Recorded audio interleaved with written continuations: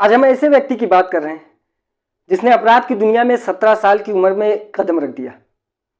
एक ऐसा व्यक्ति जब वो स्कूल में होता उसी वक्त उसके ऊपर हत्या के चार्ज लग जाते। जब वो कॉलेज तक पहुंचता उस वक्त उसके ऊपर दर्जनों ऐसे मामले दर्ज हो चुके थे। हत्या की कोशिश, लूटपाट, फिरौती मांगना, इस तरीके के न जाने कितने केस उसके ऊपर पहले से लग चुके थे। लोग उसी वक्त अंदाजा लगा चुके थे कि ये अपराध की दुनिया में बहुत अंदर तक जा रहा है। जी हाँ, आजकल चर्चा जिस व्यक्ति की है वो धनंजय सिंह है।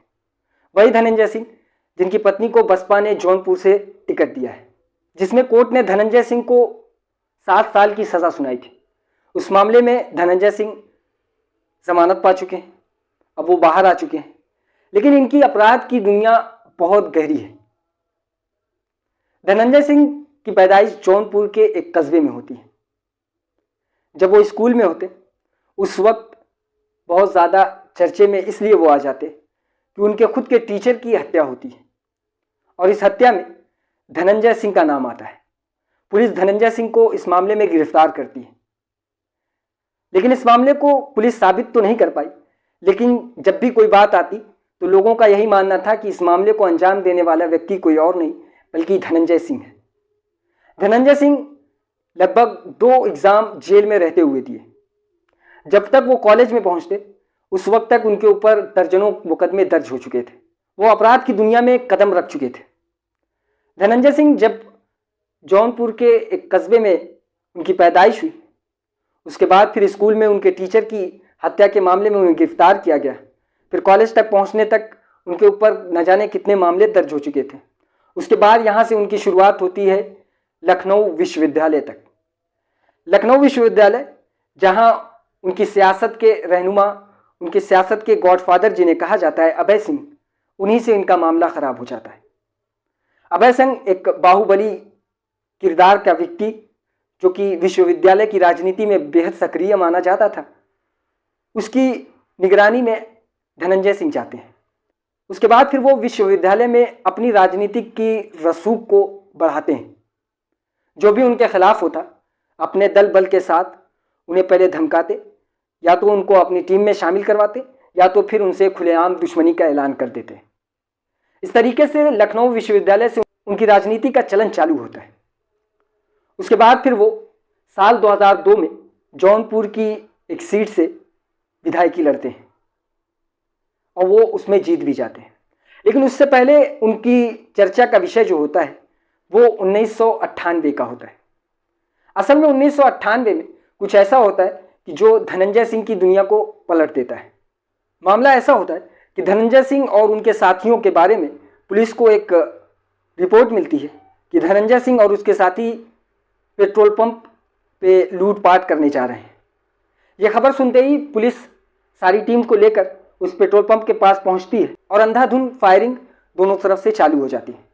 उसमें 3 लोग मारे जाते हैं। पुलिस के मुताबिक उन 3 लोगों में धनंजय सिंह भी शामिल थे। यह ऐलान हो गया कि धनंजय सिंह मारा गया। उस वक्त धनंजय सिंह की इतनी बड़ी लहर चल रही थी, इतना रसूख था धनंजय सिंह का कि लोगों के दिल में एक दहशत होती थी। लखनऊ, मुरादाबाद, बहराइच, गोंडा, कानपुर, इस तरीके से अलग अलग जगह पे धनंजय सिंह का रसूख माना जाता था।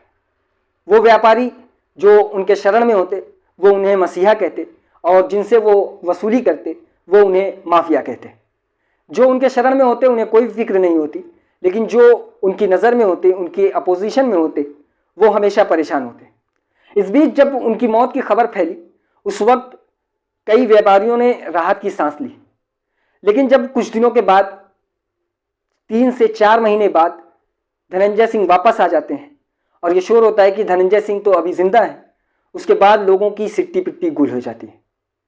होता यह है कि उसके बाद फिर ये होता है कि जब धनंजय सिंह मारा जा चुका है तो फिर धनंजय सिंह वापस कैसे आ गया। इस मामले को लेकर मानवाधिकार ने एक जांच बिठाई और उस जांच में गवर्नमेंट से, प्रदेश की गवर्नमेंट से पूछताछ की कि आखिर ये मामला कैसा है। उसके बाद गवर्नमेंट ने एक जांच बिछाई और जांच में पता ये चलता है कि असल में उस मुठभेड़ में कोई अपराधी नहीं मारा गया। वो जो लोग मारे गए वो अपराधी थे ही नहीं। उसमें पुलिस का कुछ कारनामा था और या तो फिर पुलिस के मुखबिर जो थे वो कोई गलत इन्फॉर्मेशन देते हैं, लेकिन पुलिस ने उसे धनंजय सिंह का ही इनकाउंटर क्यों बनाया। इस मामले में फिर ये केस हाई कोर्ट जाता है। हाई कोर्ट में केस कुछ दिनों तक चलता है, फिर एक फैसला आता है और वो फैसला ये होता है कि उन इनकाउंटर में शामिल हुए सारे लोग, यानी जितने भी पुलिस ऑफिसर थे, लगभग 31 पुलिस ऑफिसरों को सस्पेंड किया जाता है और उन्हें कानून के मुताबिक जो भी सज़ा होती है वो दी जाती है। उसके बाद राजनीति की शुरुआत धनंजय सिंह की साल 2002 में होती। साल 2002 में एक विनोद नाटे के नाम से एक व्यक्ति, जो कि जौनपुर सीट से एक बाहुबली व्यक्ति, एक तगड़ा व्यक्ति माना जाता था, उसका रसूख था। लेकिन धनंजय सिंह भी इस दलदल में अपने पैर को जमा चुके थे। धनंजय सिंह भी अपना रसूख जौनपुर के इस इलाके में बनाना शुरू कर दिया था। अब वो खुलेआम विनोद नाटे के सामने इलेक्शन लड़ने के लिए तैयार हो चुके थे। लेकिन धनंजय सिंह की किस्मत इसी बीच खुल जाती है और वो ये होती है कि धनंजय सिंह के अपोजिशन में विनोद नाटे जो थे, जिनका रसूख था, उनकी मौत हो जाती है। उनकी मौत होने के बाद अब जौनपुर का वो इलाका धनंजय सिंह के लिए पूरे तौर पर फ्री हो जाता है। अब धनंजय सिंह वहां से इलेक्शन लड़ते हैं और ये ऐलान करते हैं कि कोई भी उनके सामने अगर लड़ेगा तो उनको देख लिया जाएगा। इस धमकी के साथ वो इलेक्शन जीत भी जाते हैं, जिनमें उनको कोई भी मुश्किल का सामना नहीं करना पड़ता। अब ये मामला 2002 का था। उसके बाद फिर ये आगे 2007 में भी इलेक्शन लड़ते हैं। 2007 में इन्होंने निषाद पार्टी से विधायकी लड़ी और ये विधायकी भी वो जीत चुके थे। उसके बाद फिर साल 2009 में सांसदी का इलेक्शन होता है और उस इलेक्शन में बसपा से ये टिकट पाते हैं। बसपा से टिकट पाने के बाद धनंजय सिंह वो इलेक्शन भी जीत जाते हैं। अब धनंजय सिंह एक माफिया के तौर पे एक राजनेता भी बन चुके थे। पूरे तौर पर उनकी रसूख हर फील्ड में चलने लगी। उसके बाद कुछ ऐसा हुआ कि मुलायम सिंह के करीबी माने जाने वाले धनंजय सिंह का रिश्ता मुलायम सिंह से टूट गया। यह राज तब खुला जब मुलायम सिंह ने पारसनाथ को, जो कि धनंजय सिंह के सामने इलेक्शन लड़ रहे थे, उन्हें सपोर्ट करने का ऐलान कर दिया। उस वक्त मुलायम सिंह से धनंजय सिंह के सभी रिश्ते टूट चुके थे। लेकिन कहा जा रहा है कि मुलायम सिंह की सरकार के वक्त धनंजय सिंह ने मुलायम सिंह की सरकार का भरपूर फायदा उठा लिया था। उसके बाद फिर धनंजय सिंह की मुसीबत और बढ़ी। ये वक्त था साल 2018, जब मुन्ना बजरंगी का मर्डर हुआ। उस वक्त मुन्ना बजरंगी की पत्नी ने धनंजय सिंह पर सीधा आरोप लगाया। ये कहा कि इस मर्डर में धनंजय सिंह का पूरा हाथ है। उसके बाद फिर धनंजय सिंह की मुसीबत बढ़ती गई। असल में ये बताया जा रहा था कि धनंजय सिंह के सामने 2019 का इलेक्शन मुन्ना बजरंगी जौनपुर की सीट से लड़ने वाले थे और वो अपना रास्ता साफ करने के लिए मुन्ना बजरंगी को रास्ते से हटा दिए। जबकि मुन्ना बजरंगी मामले में कई ऐसे पहलू हैं जो अभी खुलने बाकी हैं और कई खुल भी चुके हैं। अभी इस मामले को आगे बढ़ना ही था। उसी बीच धनंजय सिंह पर एक और आफत का पहाड़ टूट गया। यह उस वक्त की बात है जब लखनऊ में एक हत्या होती है, अजीत सिंह हत्याकांड। उस हत्या में जब वो मुठभेड़ हो रही थी, उस वक्त कई लोग उस मुठभेड़ में घायल हुए थे और उस पर यह इल्ज़ाम लगा था कि उस हत्याकांड में घायल अपराधियों के इलाज के लिए धनंजय सिंह ने सबसे पहला हाथ बढ़ाया था।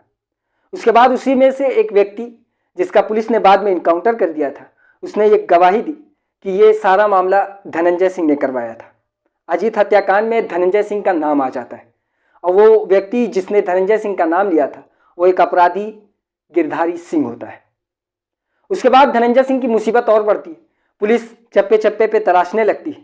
धनंजय सिंह कई वक्त गायब हो जाते हैं।